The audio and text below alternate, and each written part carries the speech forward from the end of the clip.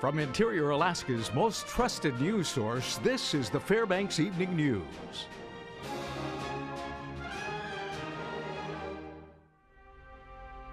Good evening and thank you for joining us. Our top story, 4 members of the Alaska National Guard have filed suit in federal court against the U.S. Army, saying their confidential records were leaked to state officials and the news media. The plaintiffs, Joseph Lewandowski, Jarrett Carson, Shannon Talent, and John Neves, say they have suffered humiliation and embarrassment and lost potential for promotion.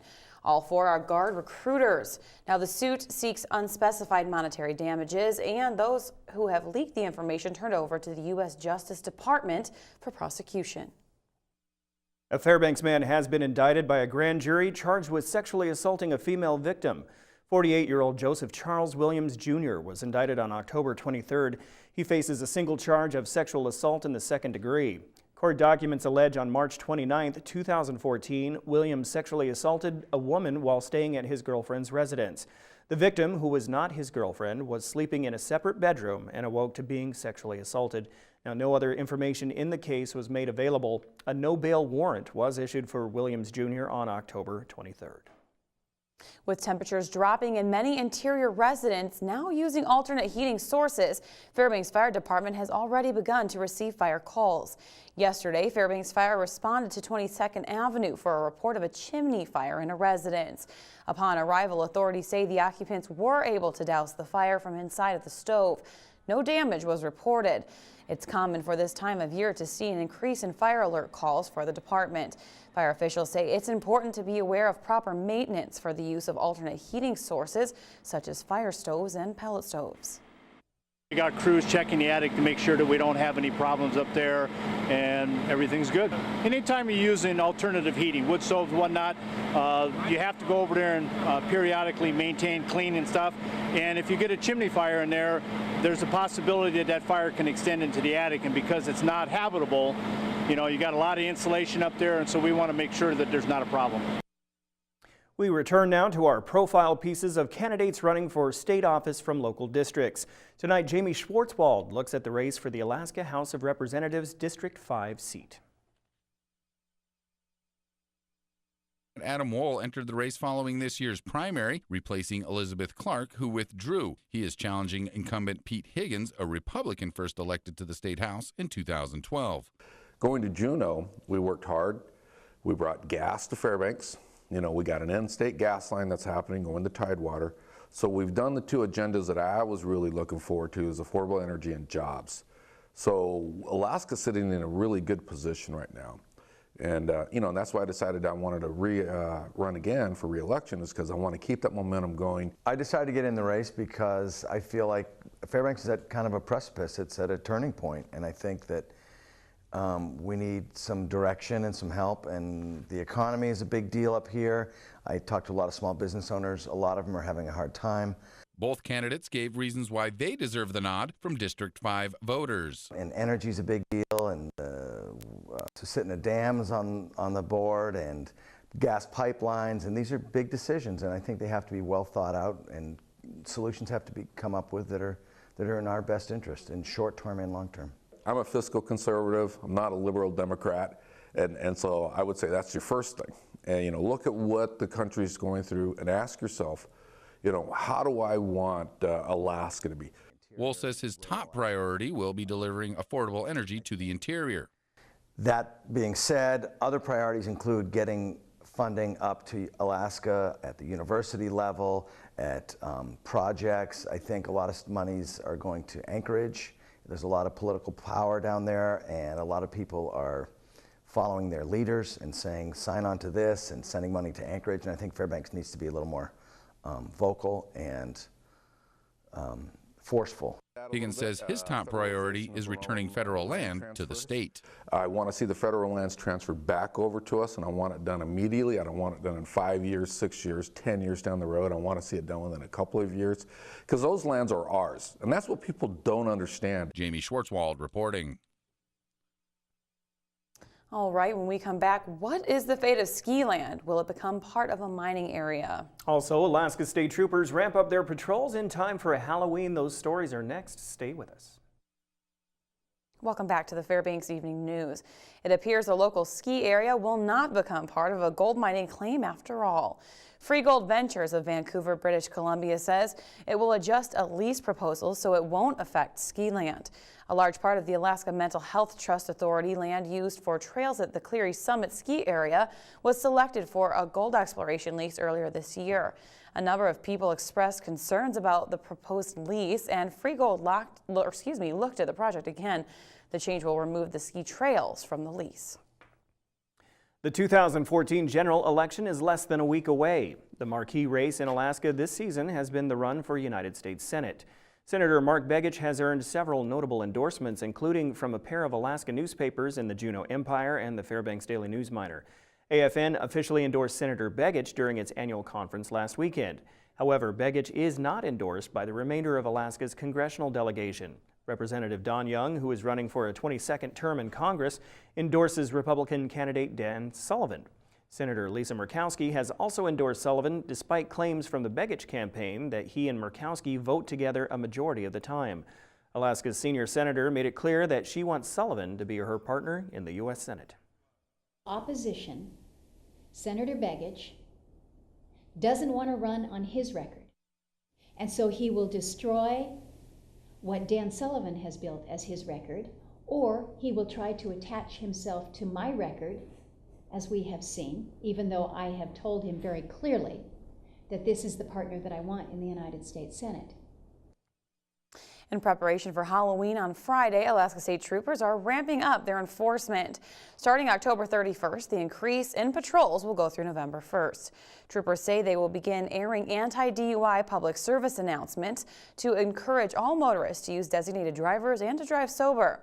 Also, troopers will be focusing on their efforts on impaired and dangerous drivers through the help of the public and their Ready Report Every Dangerous Driver or Ready Report.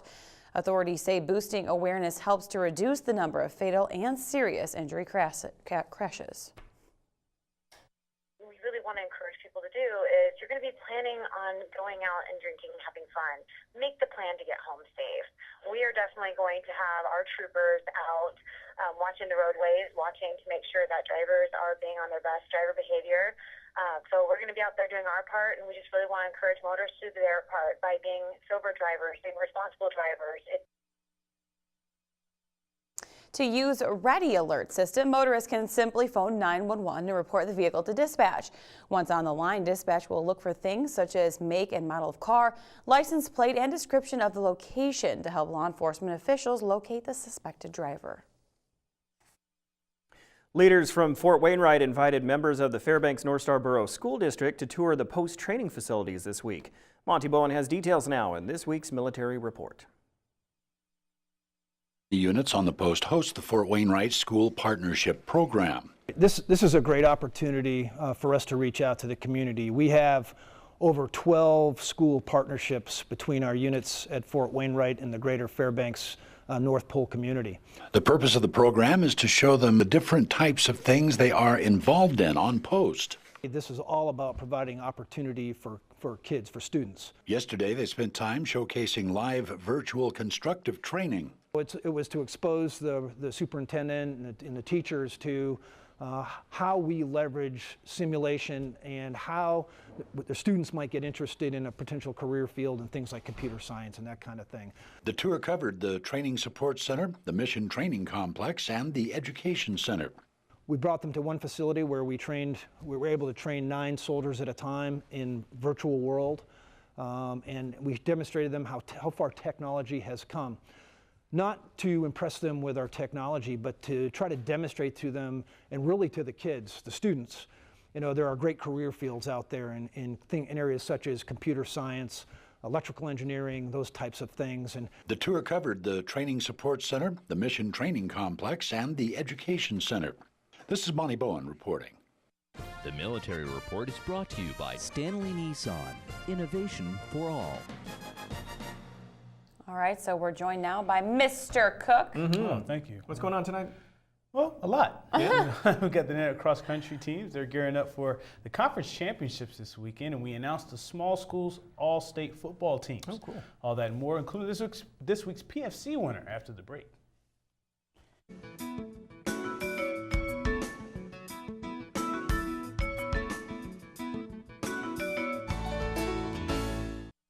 Hello, Interior Alaska. Joe Cook here in the Sports Seat for you this Wednesday evening, getting you over the hump with your local sports. The Alaska Nana cross country teams will be running in the GNAC Championships in Monmouth, Oregon this Saturday. The men's and women's teams had some of their best runs of the year in their last outing at Lewis and Clark Invitational back on the 18th of this month. The women's team had their best finish of the season, 4th out of 12 teams, and the men's team, they placed 6th out of 14 teams. Sophomores Kaylee Stryker and Dorothy O'Donnell finished 9th and 10th to lead the Alaska's women's team for their first pair of top 10 finishes this season. Senior Ross McDougall had his best race of the season for the men's team, finishing in 6th place. UAA will be the overwhelming favorite as the men and women will look to win their 5th straight conference titles. But with these latest performances, the Nanas could be peaking at the right time, which is something they've been preparing to do since the preseason. That's my goal ultimately, is that they have personal success, that they have they set PRs, and that they have the best races that they can have at the end of the season. And if you do that, and the team coalesces around that goal, and everyone is putting together decent races at the end of the season, then the team success comes. You can't just have team goals and ignoring what you have to do to get there with the individuals. So it's the team and the individual in this sport are linked so closely, intertwined so closely together, and so you have to nurture both of those things. Arguably the best running back in Alaska, regardless of level, Allison's Anthony Griffith is the 2014 Small Schools Offensive Player of the Year. Griffith finished his senior season with 2,268 rush yards and 32 touchdowns. He also set state records for most rushing yards in a single game, 516 yards against Nikiski, and the third best rushing performance, 424 yards this season against Vosnesenka. Griffith accumulated these gaudy numbers playing in just 8 of Allison's 9 games this year. In 3 seasons, Griffith has rushed for 5,625 yards and 85 touchdowns. He was featured in Sports Illustrated's Faces in the Crowd section earlier this month after his record-setting rushing performance against Nikiski. Joining Griffith on the All-State team is Allison senior lineman Ryan Crooks and junior guard Austin Edson. Teammates Caleb Dunlap, little brother Antonio Griffith, and John Bard were All-State defensive players for Allison as well as Griffith. Monroe's Brian Meyer was an All-State utility player for the Rams. For the full list of the Small Schools All-State teams, visit the sports page on webcenter11.com. And sticking with high school football, some news out of Monroe. First-year head coach Chad Camo will represent the Rams in this weekend's North-South Football Classic this Saturday. It's a part of the 38th annual Senior All-Star Football Game for large, medium, and small schools and flag football this year.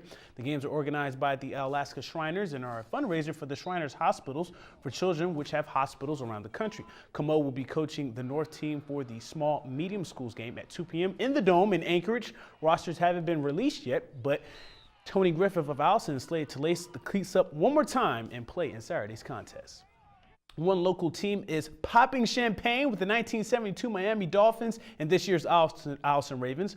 Well, not champagne, more like sparkling cider or something. The Monroe Rams volleyball team finished the regular season with a perfect 15-0 record. Monroe swept the Delta Junction Huskies 25-7, 25-17, 25-11 on the road in Delta on Tuesday night. The Rams can do it all, especially from the service line. Giselle Hollis went 15 for 15 with 5 aces, and Kiana King was 20 for 20 with 6 aces. Marissa King led the attack, 15 kills. Brianna Lundgren had 10 kills, and Emily Pfister chipped in with 8. Hollis and Andy Clark combined for 35 assists, with Clark dishing out 20 helpers. The Rams went on a double-digit winning streak last season, but suffered a couple losses late. But this season, they closed the deal. Monroe finishes 10-0 in the Aurora Conference and will have a first-round bye in the conference tournament, which is November 7th and 8th at Delta Junction High School. Going into week 9, we've already reached the halfway point of the NFL season. Can you believe it? Well, now we announced the winner for week 8 of the Pro Football Challenge. And the winner this week is DBar1551 AK. Congrats, DBar. You get an oil change courtesy of Stanley Nissan. DBar made 13 of 15 picks right, and he picked them all pretty good. 13 15 is pretty nice. And as we look at the Pro Football Challenge point standings, at the halfway point, True Grit 69 still leads with 75 points. Then it's Nate Peter 90, then Al Hunter and Melly Grun. Mike Schultz and I are still tied, even though he's on vacation. We're on the same wavelength, it seems, both getting 10 picks right this week, and we're still tied at 63 points on the season. And that's a wrap for sports tonight. Your full weather forecast is next, and we'll catch you next time. Welcome back to the Fbx Evening News, everybody. It's time for a look at our weather. Yeah. It's been a little chilly there. It has, and overnight lows have been especially chilly. Yeah, they're definitely getting down there, so let's just get right into it. Let's take a look at the Fairbanks Almanac. Up on your screen, current conditions 10 degrees. The low for today 1 degrees, record high 46 set in 2002, record low 25 below set in 1975. The sun rose this morning at 9:30 a.m. and set at 5:40 p.m. Just keeps getting earlier and earlier. That gives us 8 hours and 10 minutes of daylight, a loss of 7 minutes from yesterday. Okay, let's take a quick look at the Alaska satellite. As you can tell, there's still a lot of precipitation and action going on over Juneau and Ketchikan, and it has progressed over to the Anchorage Bowl as well. Fairbanks, you can see a little bit of activity, and that's going to translate into tomorrow with a possibility of snow for us. We'll take a look at that later. Okay, looking around our state currently for the current conditions, 24 degrees in Barrow with cloudy skies. Fort Yukon, 0 degrees there. It's been pretty chilly there. Fairbanks and Denali Park, it looks like we're under mostly sunny skies today. Over you can see in Juneau and Ketchikan, they just stay under that rain cloud, and they're continuing that way into tomorrow. And taking a look at Anchorage, Kodiak area, it looks like they're mostly sunny skies, and that's going to all change here shortly as well. Okay, let's take a look down at the lower 48. The Pacific Northwest, Seattle 62 degrees, rain over there in San Francisco, Las Vegas, and Phoenix. It looks pretty nice in the 80s and 90s with partly sunny skies. As you can tell, the showers and thunderstorms have moved on from New Orleans, leaving them with 84 degrees and partly sunny skies. Same thing with Miami, 85 degrees, really nice weather there. And over in New York, 71 degrees in October. I mean, those kids are going to have a great time trick-or-treating this time of year. Okay, so let's take a look quickly at the satellite and radar for the lower 48. As you can see up in the Pacific Northwest, there is some action, but it doesn't look like anything serious. And as you can tell, that storm system is moving off to the east. It was affecting New Orleans and Miami yesterday. Okay, and it looks like we just went blank. Oh, and we're back to the screen. Yeah, that's interesting. So we can just discuss. We can. The weather for overnight. So overnight conditions tonight are going to unfortunately stay pretty low at 10 below, but it's a range between 10 below and 0 above, with a chance of snow for us here in Fairbanks. Right. That continues into tomorrow. But the good news for Fairbanks is that Friday night, we'll have temperatures of about 5 above for the low, so that gives our little trick-or-treaters some hope. And just, you know, with a chance of snow, they might make it through with another really good year like last year. Possibly. It won't be green, you know, but it'll still be warm enough that they don't have to, you know, freeze in between. Oh, sure, absolutely. So 5 above, you can't ask for much more. And then, as I was saying, weather across the state, you know, down in Anchorage, they're going to look for some snow, some mixed showers down there. And then over for Juneau and Ketchikan, they just can't catch a break. They're going to continue with this rain. Cold Bay over there, they're going to have high winds and stuff like that. So, overall, it looks like we're pretty good. What people are most interested is the extended outlook for the interior. So so Friday, 5 above, and then you know what? Continuing into the week or the weekend, it looks like we're going to stay about, you know, lows between 5 below and 0, and then temperatures are going to be in the teens pretty consistently. I think the highs are going to be like 20 from now on. So. But good news is, guys, Mike Schultz is coming back. I think he's coming back tomorrow. Yeah, he should be here So tomorrow. maybe that's why it's kind of warming up, because he might be bringing that good weather back from Las Vegas. Yeah, I wouldn't doubt that at all. So okay, well, good job. Even though we had a little Sorry technical about that, guys. difficulties. Tune back in at 11 o'clock, and Daryl will have the full forecast for you as it should be. That's right. Okay, and that will wrap up this edition of the Fairbanks Evening News. We're glad you could join us. All right, tonight on NBC Nightly News, a nurse who treated Ebola patients in West Africa vows to break her quarantine. Tell us what you think about that on Facebook and tune in. That's coming up next with Brian Williams. Join us here 6 days a week at 6 and 11 or online anytime, of course, webcenter11.com. All right, from all of us here at the News Center, we hope you have a good night. Tune back in at 11 for your weather forecast.